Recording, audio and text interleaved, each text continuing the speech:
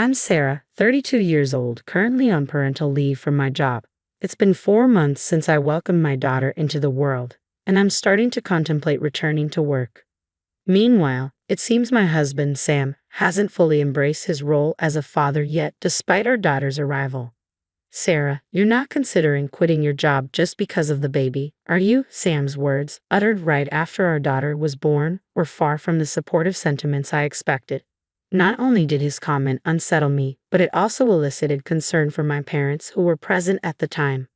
I'm just grateful our daughter is healthy. Let's discuss work later. Once things have settled, I interjected swiftly, unable to bear the discomfort in my parents' expressions. We've been married for 3 years now, yet Sam's peculiar behavior isn't a recent development. It's been a constant since we exchanged vows. The quirks I once found endearing during our single days now contribute to my daily exhaustion as we share our life together. It's evident that Sam's struggles extend beyond our home life. His frequent reprimands at work and the air of despondency he carries home hint at deeper issues. I'm starting to wonder if I'm just not cut out for this job. Once I get in this funk, nothing seems to shake it off, he confides, his mood lingering gloomily throughout the day. However, by the next morning he seems to have brushed off his worries, returning to his usual cheerful self. Feeling better today? You seemed really down yesterday, I inquire, voicing my concerns. But Sam, with his volatile nature and penchant for impulsive decisions, often overlooks the gravity of his actions. His tendency to misinterpret situations and hastily jump to conclusions frequently lands him in trouble, despite his obliviousness to the pattern. Since our marriage, one thing has become abundantly clear about Sam. He regards his mother's opinion as law. The unusually tight bond between Sam and his mother caught me off guard initially. I often ponder if Sam's daily visits to his parents' house stem from concern for his mother, who lost her husband and now resides alone. Despite having an older brother, Sam's relationship with him seems strained. When his brother tied the knot, the notion of living with their mother didn't even cross his mind. A decision that deeply perturbed Sam. I have a duty to take care of Mom. It's disheartening how my brother left her, Sam expressed, emphasizing his commitment. This commitment is why we chose to reside near his parents' abode. While I had anticipated the prospect of living with Sam and his mother, surprisingly, she expressed a desire to maintain her independence. You two should live your lives fully. I prefer the solace of living alone, she insisted, declining our offer to reside together. Despite her initial refusal, Sam opted to live in an apartment just a stone's throw away from his parents' house out of concern for his mother. This proximity allows him to be readily available whenever she needs assistance, a setup that suits my free-spirited mother-in-law far better than cohabiting with a stranger like myself. Initially, I agreed that living near my in-laws was the most practical choice. However, as time passes, I find it increasingly challenging. I think I've caught a cold. I'm feeling too sluggish to move. Sarah, could you handle dinner tonight? Her frequent calls during my work hours with such requests have become a routine. Not only am I tasked with preparing meals, but I also find myself burdened with a mountain of laundry, all attributed to her purported fatigue and back pain. What baffles me most is that it's always me she turns to for help. I can't fathom why Sam visits his parents daily yet seems oblivious to his mother's needs. When I raised my grievances, Sam's response was unwavering. Isn't that your duty as a wife? Besides, I'm not adept at household chores. His words left me feeling as though our marriage was merely a pretext to enlist my aid in caring for his mother, a realization that deeply disappointed me. Reflecting on it now, my affection for my husband seems to have gradually waned since then. Despite my mother-in-law's daily calls soliciting my assistance, she surprisingly refrains from directly voicing any complaints about the household chores I undertake. However, the absence of even a simple expression of gratitude always leaves me feeling resentful. It appears my mother-in-law deems it only natural for me to attend to the chores at her house, reserving her complaints about my cooking solely for my husband's ears. Her lack of interest in me, beyond my husband, is evident. When I announced my pregnancy, her reaction was lukewarm at best. Yet when my husband shared the news with her, she couldn't contain her joy. It became apparent that her enthusiasm was solely directed towards him. In reality, my mother-in-law already has 2 grandchildren, yet she hasn't had the opportunity to meet them due to her strained relationship with her elder son. Having our child will be like granting Mom her first grandchild. She'll be overjoyed when the baby arrives, my husband exclaimed, his words catching me off guard, suggesting he was anticipating his mother's happiness more than the birth of our child. Despite my hopes, I clung to the belief that once our child entered the picture, my husband's preoccupation with his mother would diminish.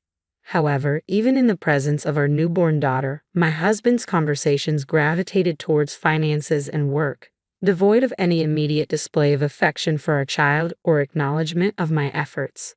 Money management has always been a concern, given my husband's penchant for spending. I frequently fret over his shopping sprees, particularly the plethora of fitness equipment he impulsively purchases online, most of which never sees the light of day.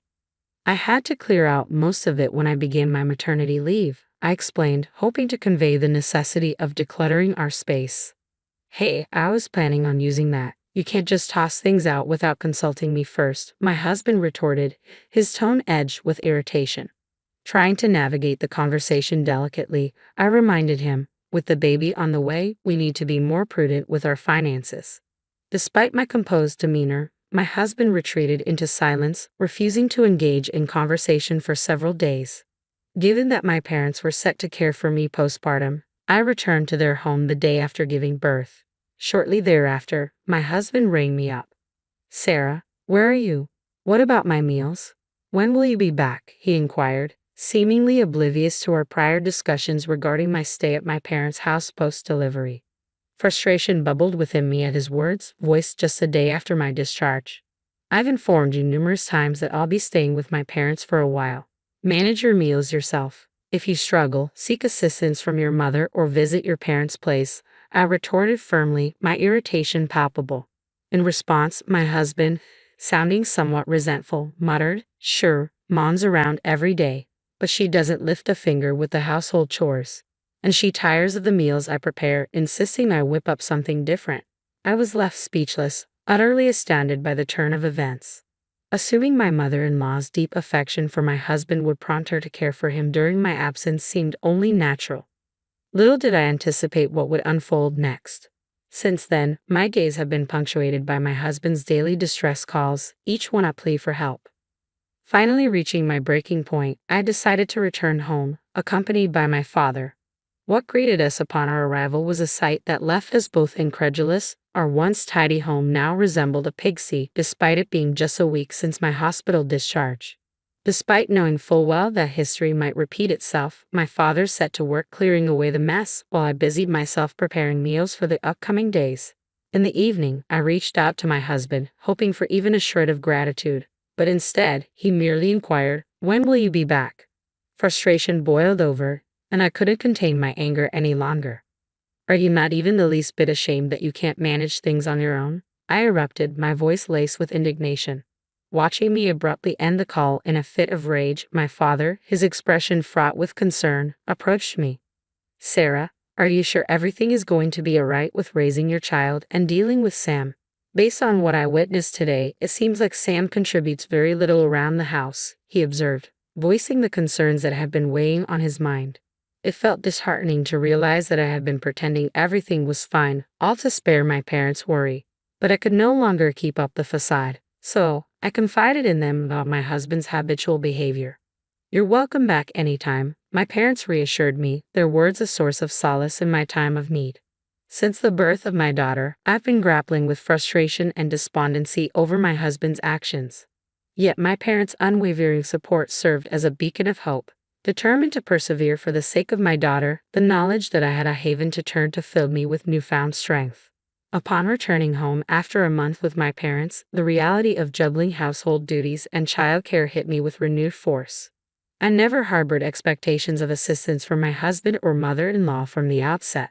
Yet, amidst shouldering all responsibilities alone, I found myself burdened with additional chores from my in-laws' household. One day, while at my in-laws to prepare dinner with my daughter in tow, I entrusted her to my mother-in-law's care. However, when my daughter began to cry, my mother-in-law's response was far from comforting. Make her stop crying quickly. Why do I have to babysit? She exclaimed, pushing my daughter back into my arms without attempting to soothe her. It became apparent that my mother-in-law was ill at ease with infants as she made no effort to engage with my daughter on her own. I've been thinking, my husband proposed. It's been around 3 months since the birth. Perhaps it's time for you to return to work? His suggestion prompted me to consider the possibility. Considering our household expenses, an earlier return to work would provide a sense of security, and it would also be beneficial for my career to avoid an extended leave. Besides, our savings earmarked for maternity leave were dwindling rapidly. Most of my husband's earnings seemed to vanish into thin air, squandered on extravagant purchases like fitness equipment and other frivolous expenses. I had been meticulous in my planning, intending to allocate the birth allowance for my daughter's needs. Aware that the childcare leave benefit would take some time to be deposited post-application, I took the proactive step of opening a separate bank account before giving birth to manage her funds independently. One day, when I visited the bank to check the remaining birth allowance, I realized the bank book was missing. It's been untouched since I opened it. The only person who's aware of its existence is my husband, I mused, unable to shake off the suspicion brewing within me. Recalling an earlier conversation with my husband as I prepared for hospitalization at the start of my maternity leave, his inquiry lingered in my mind. I don't need to cover the childbirth expenses, do I? They're covered by the municipality, right? There's no additional payment required from me. It dawned on me that my husband, who possesses a penchant for squandering money, harbored concerns about my financial stability during my hospital stay, fearing I might face difficulties covering the medical expenses. It's all right. The Insurance Association will cover the expenses upon your discharge. If you require funds for the birth, utilize the account where I've deposited the birth preparation money, I assured my husband at the time. In a moment of casualness, I divulged the whereabouts of the money to my husband. Yet a nagging doubt crept in. Had he accessed the bank book without my consent? Although my intention was to explicitly communicate that the funds were earmarked for childbirth expenses, considering my husband's proclivity for extravagance, I couldn't dismiss the possibility of him misusing the funds.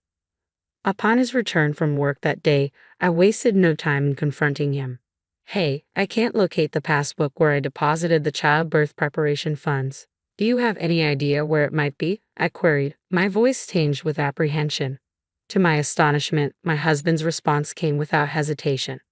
Oh, I gave all that money to Mom. After all, it's my earnings, right? I have the liberty to utilize it as I see fit, he retorted matter-of-factly. Stunned, I found myself unable to fathom that the passbook had been handed over to my husband's mother rather than him squandering the funds as I had initially feared. That money is meant for our daughter. It's not your earnings, I asserted, my voice tinged with frustration as my husband remained impassive, continuing to eat. In that moment, something inside me snapped. Confronting him with the divorce papers I had quietly prepared for just such an occasion, I struggled to contain my anger and tears as I uttered, "Please sign. I can't continue living like this."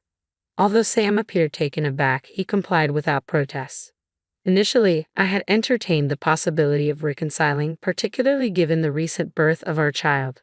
However, witnessing his lack of remorse solidified my resolve. Gathering my daughter and the emergency luggage I had prepared, I exited the house. Glancing back at my husband, engrossed in his meal without sparing a glance in our direction, it became painfully clear that he harbored little concern for our daughter. As I watched him reflecting on the hardships I've endured, I made a silent vow that I wouldn't allow things to culminate in this manner. Upon returning my daughter to my parents' care, I wasted no time in initiating divorce proceedings and promptly headed to the police station to report the financial abuse. The money I had diligently saved had been unlawfully utilized without my consent, a clear violation of trust. Though it might be dismissed as a marital dispute if my husband had depleted the funds, I was determined to elucidate that it was my mother-in-law who had accessed the money. Driven by frustration and a yearning for accountability, I chose to file a police report, not with the intention of seeing them punished, but rather to prompt genuine introspection on their part. A few days later, I received a frantic phone call from my mother-in-law. "Sarah, the police are here accusing me of stealing your money." I have no idea what's happening. Her voice trembled with anxiety, making her words difficult to comprehend. But that was the gist of it. In the background, my husband's voice mingled with hers, erupting in shouts of protest. Amidst my mother-in-law's tearful plea for forgiveness, I maintained composure and replied with courtesy. All I did was inform the police about the disappearance of the money I had set aside for my daughter's birth, I explained calmly. Her response was a stunned silence, interrupted only by a trembling inquiry. What? What does that mean? Before I could elaborate, the line went dead. Days later, I was summoned to the police station for further discussion. The police informed me that due to the domestic nature of the issue, it posed challenges for formal treatment as a case. It emerged that my husband had indeed handed over the passbook to his mother, stating, "It's my earnings, feel free to use it as you wish." Aware that the account was in my name, my mother-in-law proceeded to withdraw the funds. The bank account where the passbook was transferred held not only the remainder of my maternity benefits but also gifts from my company totaling nearly $10,000. The bank's security camera clearly captured my mother-in-law processing the withdrawal. Upon investigation, the police informed me that my husband expressed remorse and pledged to reimburse the full amount. They suggested that given the nature of the situation, I might consider withdrawing my complaint as it was a domestic matter. My intent behind filing the complaint was for both of them to reflect on their actions, though I heeded the police's advice and withdrew the report. However, I was left puzzled when the police later visited them. Yet the situation took a drastic turn as both my husband and mother-in-law were apprehended. During my absence while visiting my parents, my mother-in-law attempted to obtain a loan from a credit card company using my ID card illegally. Despite her unsuccessful attempt to borrow money, it led to an accusation of attempted fraud, resulting in my mother-in-law's immediate arrest when the credit card company lodged a complaint against her. In light of their close relationship, my husband was also apprehended on suspicion of involvement in the incident. I couldn't help but wonder why my mother-in-law was driven to such desperate measures, resorting to borrowing money under my name or relying on assistance from my husband. Upon closer inspection, it became apparent that my husband's extravagant spending habits mirrored those of his mother, who exhibited a similar disregard for financial prudence, resorting to borrowing from various sources. When her pension proved insufficient to meet her mounting debts, she contemplated borrowing money under my name during my absence. However, the presence of a photo on that ID card rendered it impossible for my mother-in-law to utilize it, leading to the situation being classified as attempted fraud. It was a thoughtless act, to say the least. My husband, who had no involvement in the illegal use of my ID card, was swiftly released. However, he appeared unable to resume normalcy, consumed by worry for his arrested mother. While I empathized with his concern for his mother, my priority was for him to diligently work towards repaying the money he had taken from me. Despite my reservations about trusting my ex-husband, I took proactive steps by enlisting a lawyer to ensure the repayment amount was deducted directly from his salary. I heard murmurs that my ex-husband was teetering on the brink of bankruptcy due to the debts incurred for himself and his mother-in-law. Yet my sole concern was to prevent any disruption to the repayment owed to me. After some time, a familiar face paid me a visit, none other than the police officer who had assisted me throughout this ordeal. There was a sense of déjà vu in our encounter, and upon further conversation, it dawned on me that he was a former classmate from my student days. He appeared to have maintained concern for me since that incident and paid a visit to check on me today. "It's been a while. I barely recognized you. You've become quite the respectable police officer," I remarked, noting the transformation in him. With a hint of shyness, he replied, "Has anything significant happened since then?" Truthfully, I recognized him as Sarah right away. In the following days, he made several visits, always using the excuse of not being here for official business, which I found somewhat amusing. As our conversations continued, I discovered that he, too, was single, and with each encounter, I felt the reunion evolving into something more, a budding romance. Perhaps this time I should take the initiative and pay him a visit.